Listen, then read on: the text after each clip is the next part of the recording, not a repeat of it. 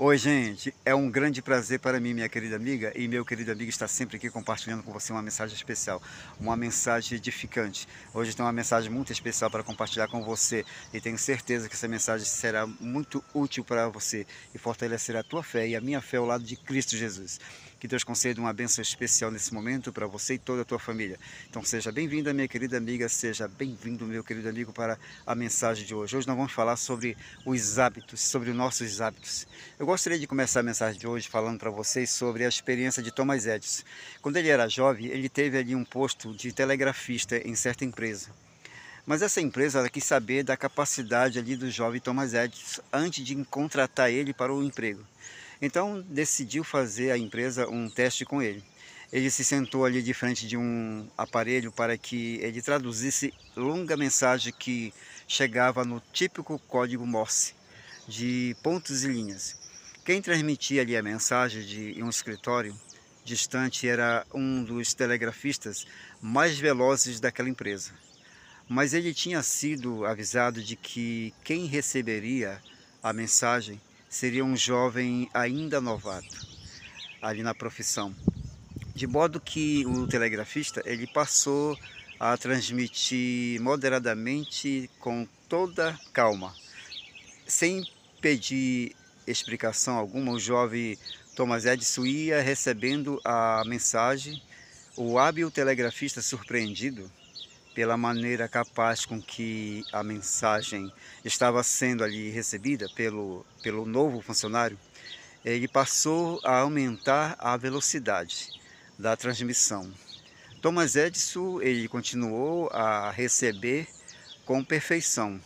E o outro jovem, meus amigos, chegou finalmente ao máximo de sua rapidez, com a esperança de ouvir do novato o pedido de repetição de palavras, mas não houve tal coisa, e sim certa pergunta que o jovem fez, durante uma pausa imposta ali por determinadas circunstâncias de linha. E a pergunta foi a seguinte: se o transmissor não podia transmitir mais rápido do que estava ali fazendo. Assim, meus queridos, se consagrava aquele principiante, Thomas Edison, como um dos melhores telegrafistas da empresa. Agora, o que permitiu ao jovem Thomas Edison desempenhar-se tão brilhantemente? O segredo, meus amigos, principal do êxito estava na preparação que ele havia feito, na maioria, na maneira de praticar a transmissão telegráfica.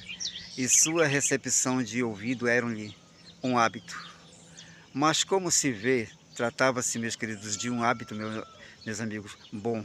E é realmente uma grande vantagem adquirirmos bons hábitos. De fato, são em geral muito mais numerosos os nossos bons hábitos do que os maus. E falando desses maus hábitos, analisando a natureza, encontraremos que são, na maioria, hábitos de pensar que de ação. São mais difíceis de se desarraigar. Isso se deve, às vezes, a não sabermos, meus amigos, bem o que devemos atacar, porque, em verdade, é nossa filosofia da vida que deve ser mudada. Isso mesmo. Vejamos como se adquire os hábitos. É, em realidade, um processo idêntico ao que se realiza quando aprendemos alguma coisa. A maior parte da instrução que recebemos forma hábitos em nós.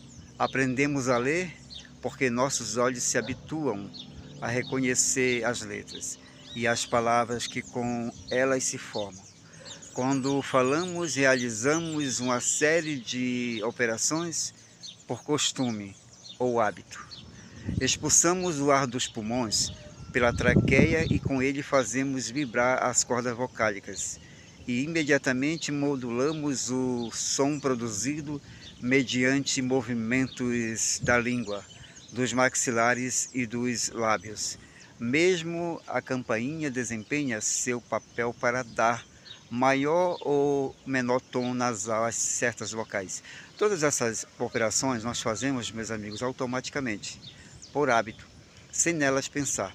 Esse automatismo nos deixa o cérebro livre para pensar no que queremos expressar e até um pouco de observação nos revelará que enquanto os órgãos vocais pronunciam uma frase, o cérebro está concentrado no juízo que emitirá depois de dita frase, ou talvez depois de várias outras.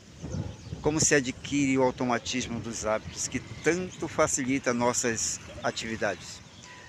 Como chega, por exemplo, um datilógrafo, por exemplo, a mover seus dedos com tanta agilidade sobre o teclado de seu computador, que à medida que seus olhos vão acompanhando as linhas destinadas a serem copiadas, e isso ele faz numa velocidade que pode superar 600 movimentos por minuto. Tudo isso ele faz, meus queridos, sem que tenha que pensar no que faz. Ao contrário, se ele pensar nos movimentos particulares de cada dedo, ele começa a cometer erros. Nós não podemos deixar de encher-nos de admiração para com Deus, o Criador, que nos dotou assim, desse humilde sistema nervoso, de um instrumento capaz de refletir alguns de seus atributos supremos, a inteligência e a emoção sublime do amor. A inteligência, ela facilita, meus amigos, a aquisição de hábitos. Pode ver-se a importância, por exemplo, que tem para a humanidade a capacidade de adquirir hábitos, pois não se realiza muito trabalho no mundo se não existissem essas reações nervosas automáticas. Porque, na verdade, um hábito ele não é outra coisa além de uma reação nervosa, que pela longa prática e exercício se tornou automática. Bastaria fazer uma lista dos atos que na vida diária realizamos por hábito, para darmos ali conta de quão indispensável é por hábito. E por hábito, meus queridos, levamos corretamente a colher a boca.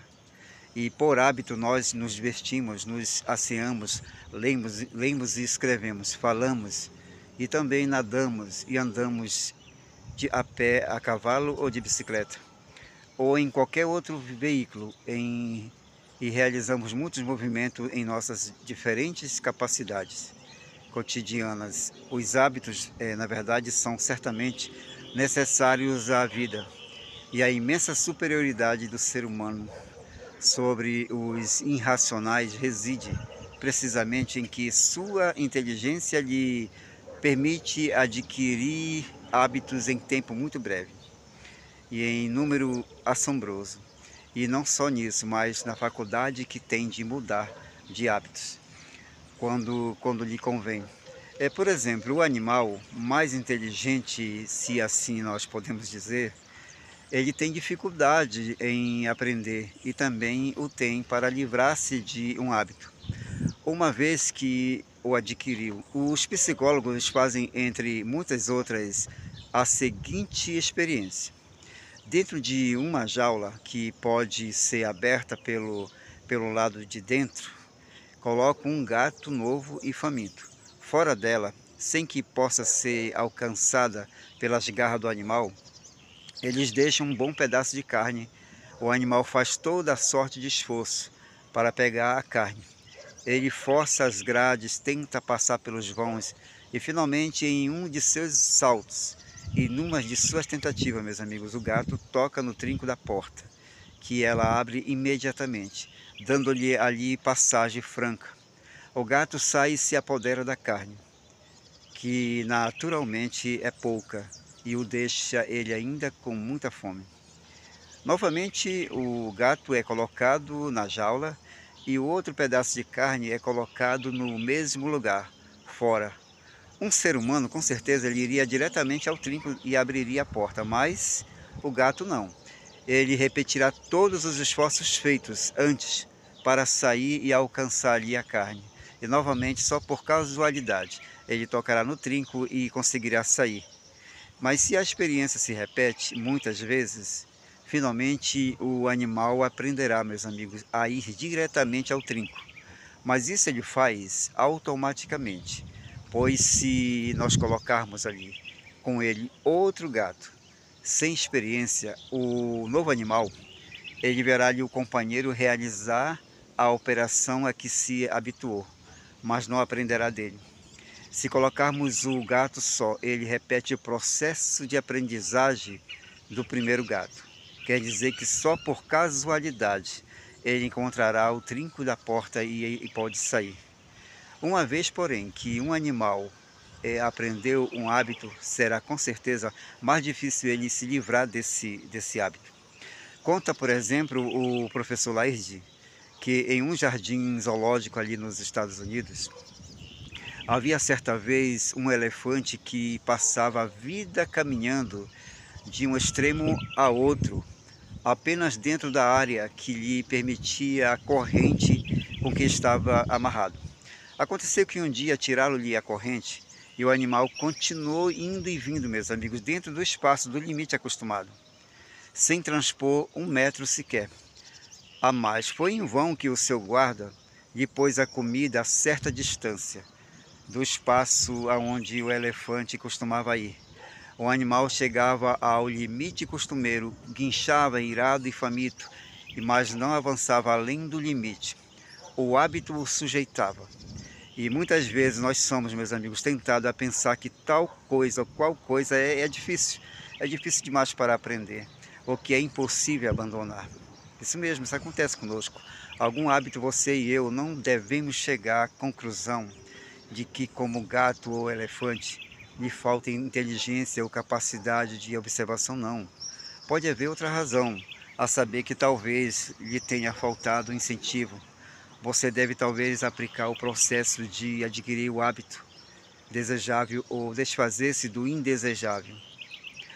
É uma das atividades, meus amigos, humanas que se tem estudado para averiguar muitos detalhes sobre a capacidade que os seres humanos têm de aprender, teve como objeto certos grupos de jovens que procuravam dominar a transmissão telegráfica.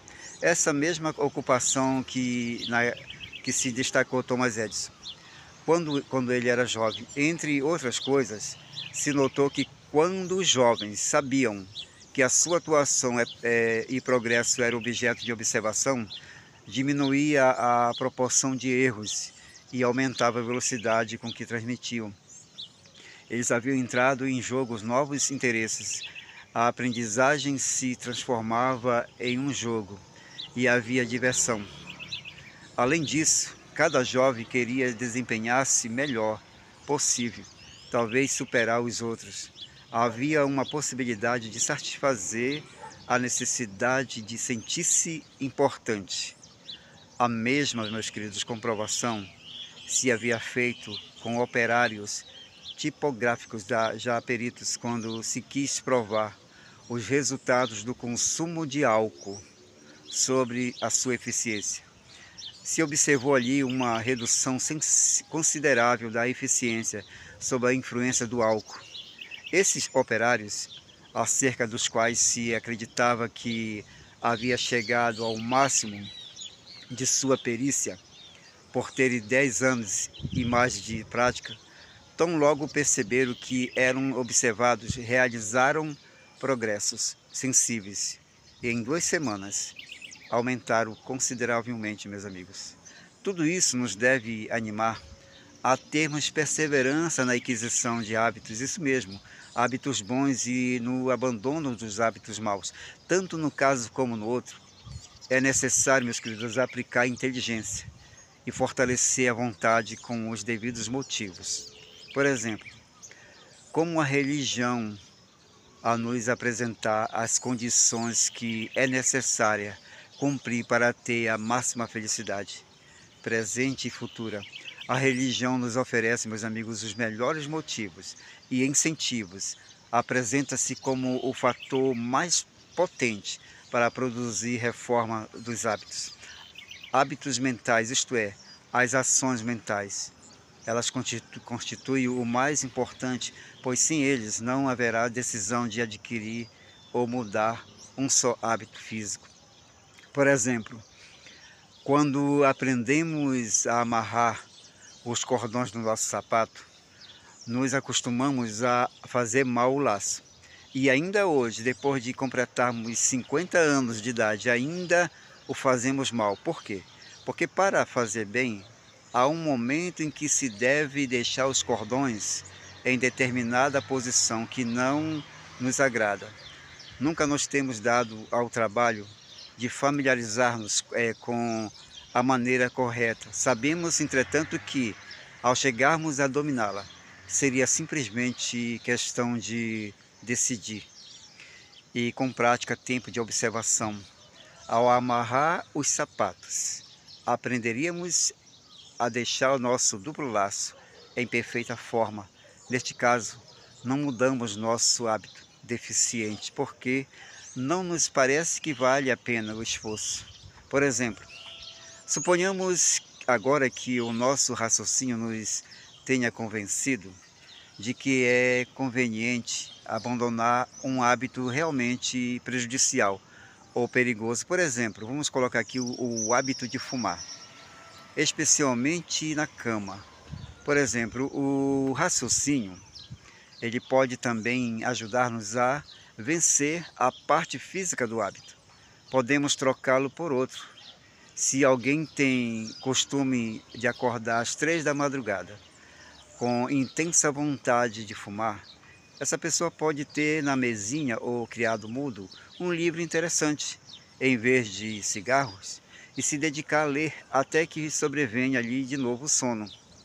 Fazendo assim, várias vezes, chegará o dia em que, ao despertar, pensará que bem poderia ler noutra ocasião e virá-se para dormir.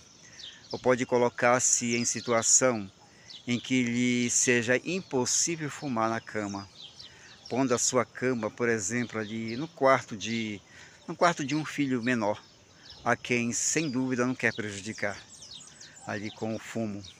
O mesmo efeito obteria se deixar os cigarros, meus queridos, e fósforos no outro lugar, fora do seu alcance. O segredo do êxito está em praticar um desses 3 métodos, ou uma combinação deles.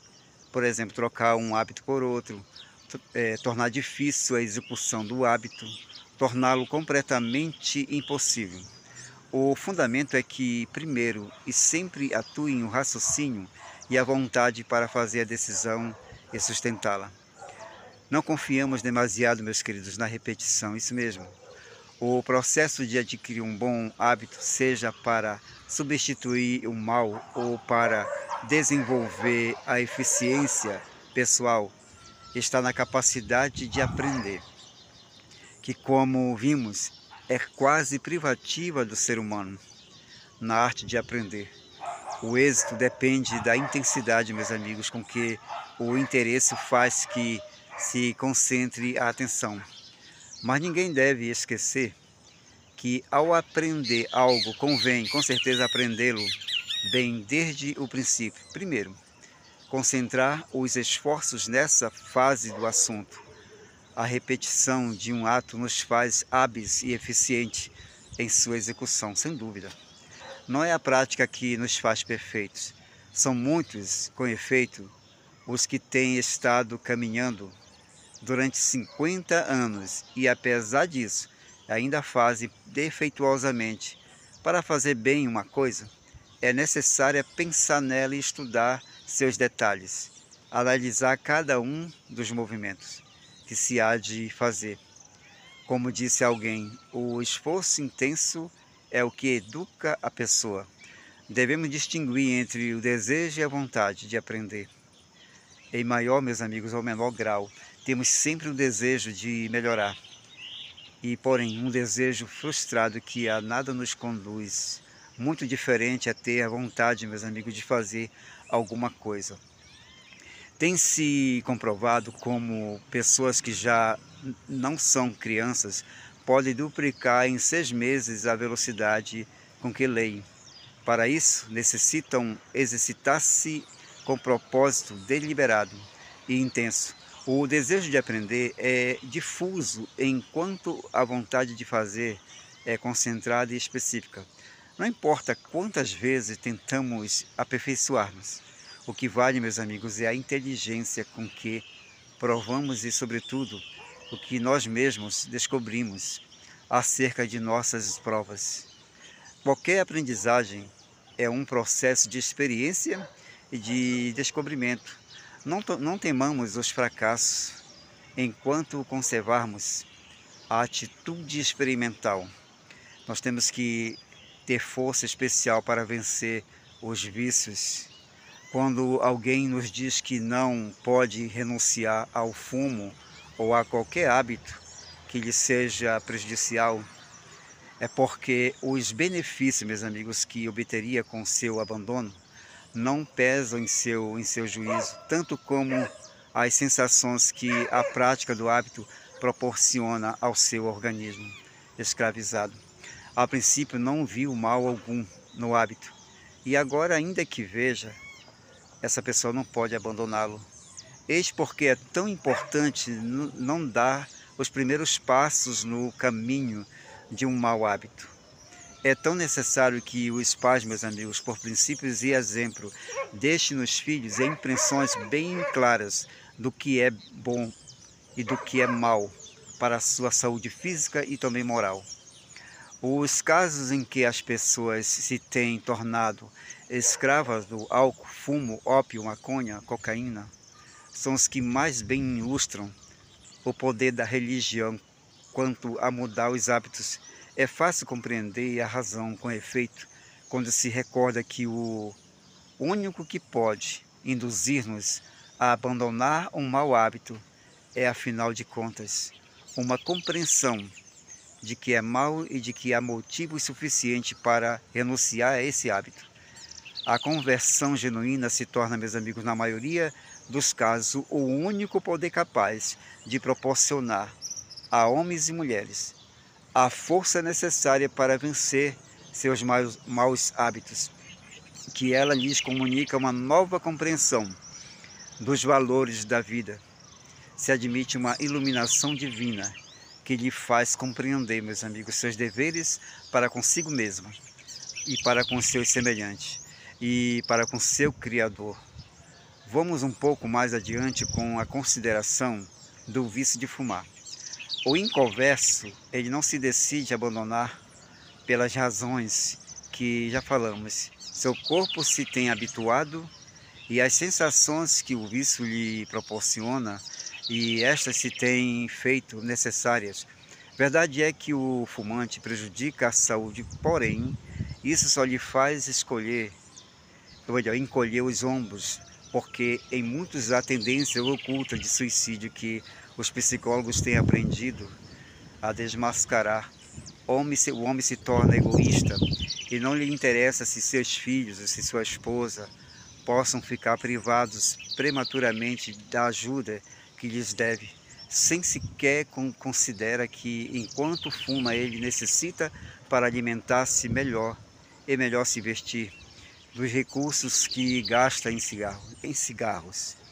O que o preocupa é obter a falsa sensação de bem-estar que lhe dá o veneno do fumo, e este desejo chega a escravizá-lo, ao ponto de ser para ele uma verdade o anúncio comercial que diz assim: eu iria ao fim do mundo por um cigarro.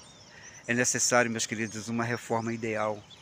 O Evangelho, porém, apresenta outros ideais. O corpo é o templo do Espírito Santo de Deus, e ele não deve contaminar-se com hábitos que o envenenem.